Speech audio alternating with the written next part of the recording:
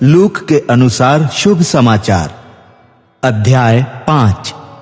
प्रथम शिष्यों का बुलाया जाना। एक दिन यीशु गिनेसरेत की झील के किनारे खड़े थे। लोग परमेश्वर का वचन सुनने के लिए उन पर गिरे पड़ रहे थे। उस समय उन्होंने झील के किनारे लगी 2 नावों को देखा। मछुए उन पर से उतरकर जाल धो रहे थे। यीशु उनमें से एक नाव पर, जो सीमोन की थी, चढ़ गए और उन्होंने उससे कहा, नाव को किनारे से कुछ दूर ले चलो।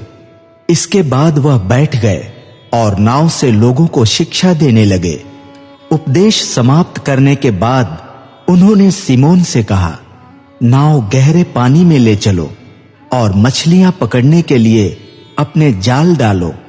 सीमोन ने उत्तर दिया, स्वामी, रात भर मेहनत करने पर भी हम कुछ नहीं पकड़ सके, परंतु आपके कहने पर मैं जाल डालूंगा। ऐसा करने पर इतनी अधिक मछलियां जाल में फंस गईं कि उनका जाल फटने लगा। उन्होंने दूसरी नाव के अपने साथियों को इशारा किया कि वे आकर उनकी सहायता करें। वे आए और उन्होंने दोनों नावों को मछलियों से इतना भर लिया कि नावें डूबने लगी। यह देखकर सिमोन पतरस ने यीशु के चरणों पर गिरकर कहा, प्रभु, मेरे पास से चले जाइए, मैं तो पापी मनुष्य हूं। क्योंकि जाल में इतनी मछलियों के फंसने के कारण वह और उसके साथी विस्मित हो गए थे। यही दशा याकूब और योहन की भी हुई। वे जब्दी के पुत्र और सिमोन के साझेदार थे। यीशु ने सिमोन से कहा, डरो मत, अब से तुम मनुष्यों को पकड़ा करोगे। जब उन्होंने अपनी नावों को किनारे लगा दिया, तब वे सब कुछ छोड़कर यीशु के पीछे हो लिए। कुष्ठ रोगी को स्वस्थ करना। एक बार जब यीशु किसी नगर में थे, तब उनके पास एक मनुष्य आया। उसका शरीर कुष्ठ रोग से भरा हुआ था। वह यीशु को देखकर मुंह के बल गिर पड़ा और उनसे सहायता के लिए विनती की, प्रभु, आप चाहें तो मुझे शुद्ध कर सकते हैं। यीशु ने हाथ बढ़ाकर उसको स्पर्श किया और कहा, मैं यही चाहता हूं, तुम शुद्ध हो जाओ। उसी क्षण उसका कुष्ठ रोग दूर हो गया। यीशु ने उसे आदेश दिया, किसी से न कहना, परंतु जाओ और अपने आप को पुरोहित को दिखाओ और अपने शुद्धिकरण के लिए मूसा की आज्ञानुसार भेंट चढ़ाओ, जिससे सब लोगों को मालूम हो जाए कि तुम स्वस्थ हो गए हो। फिर भी यीशु की चर्चा अधिकाधिक फैलती गई। भीड़ की भीड़ उनका उपदेश सुनने और अपने रोगों से स्वस्थ होने के लिए उनके पास आने लगी। परंतु यीशु प्रायः अलग जाकर एकांत स्थानों में प्रार्थना किया करते थे। लकवे के रोगी को स्वस्थ करना। एक दिन यीशु शिक्षा दे रहे थे। फरीसी संप्रदाय के सदस्य और व्यवस्था के अध्यापक पास ही बैठे हुए थे। वे गलील तथा यहूदा प्रदेशों के हर एक गांव से और यरूशलेम से आए थे। रोगियों को स्वस्थ करने के लिए प्रभु का सामर्थ्य यीशु के साथ था। उसी समय कुछ लोग खाट पर एक लकवे के रोगी को लाए। वे उसे अंदर ले जाकर यीशु के सामने रखना चाहते थे, किंतु जब भीड़ के कारण उसको भीतर ले जाने का कोई उपाय न दिखा, तो वे छत पर चढ़ गए और उन्होंने खपरेल हटाकर खाट के साथ लकवे के रोगी को लोगों के बीच में यीशु के सामने उतार दिया। उनका विश्वास देखकर यीशु ने कहा, भाई, तुम्हारे पाप क्षमा हो गए। इस पर शास्त्री और फरीसी एक दूसरे से प्रश्न पूछने लगे, ईश निंदा करने वाला यह कौन है? परमेश्वर के अतिरिक्त और कौन पाप क्षमा कर सकता है?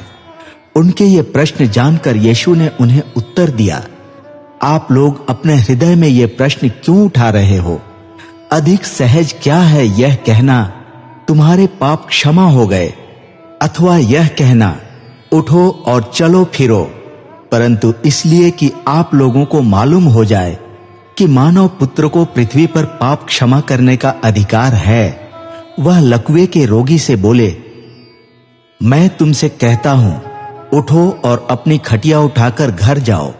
उसी क्षण वह सबके सामने उठ खड़ा हुआ और जिस खाट पर वह लेटा था उसको उठाकर परमेश्वर की स्तुति करते हुए अपने घर चला गया। वे सब आश्चर्य में डूब गए और परमेश्वर की स्तुति करने लगे। उन पर भय छा गया। उन्होंने कहा, आज हमने अद्भुत कार्य देखा। लेवी को आह्वान। इसके बाद यीशु बाहर निकले। उन्होंने लेवी नामक एक चुंगी अधिकारी को चुंगी घर में बैठा हुआ देखा। उन्होंने उससे कहा, मेरे पीछे आओ। वह उठ खड़ा हुआ और अपना सब कुछ छोड़कर यीशु के पीछे हो लिया। लेवी ने अपने यहाँ यीशु के सम्मान में एक बड़ा भोज दिया। चुंगी अधिकारियों का विशाल समूह तथा अन्य अतिथि बड़ी संख्या में यीशु और लेवी के साथ भोजन पर बैठे। इस पर फरीसी और उनके ही संप्रदाय के शास्त्री भुनभुनाने और यीशु के शिष्यों से यह कहने लगे, तुम लोग चुंगी अधिकारियों और पापियों के साथ क्यों खाते पीते हो? यीशु ने उन्हें उत्तर दिया, स्वस्थ मनुष्यों को नहीं बल्कि रोगियों को वैद्य की आवश्यकता होती है। मैं धार्मिकों को नहीं पापियों को पश्चाताप के लिए बुलाने आया हूं। उपवास का प्रश्न। उन्होंने यीशु से कहा, योहन के शिष्य बारंबार उपवास करते हैं और प्रार्थना में लगे रहते हैं और फरीसियों के शिष्य भी ऐसा ही करते हैं, किंतु आपके शिष्य खाते पीते रहते हैं। यीशु ने उनसे कहा, जब तक दूल्हा उनके साथ है क्या तुम बारातियों से उपवास करा सकते हो? किंतु वे दिन आएंगे जब दूल्हा उनसे ले लिया जाएगा, उन दिनों वे उपवास करेंगे।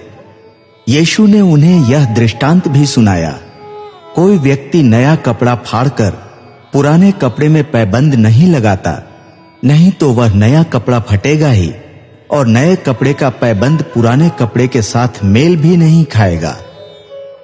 उसी प्रकार कोई व्यक्ति पुरानी मशकों में नया दाखरस नहीं भरता, नहीं तो नया दाखरस पुरानी मशकों को फाड़ देगा, दाखरस बह जाएगा और मशकें भी बर्बाद हो जाएंगी। नए दाखरस को नई मशकों में ही भरना चाहिए।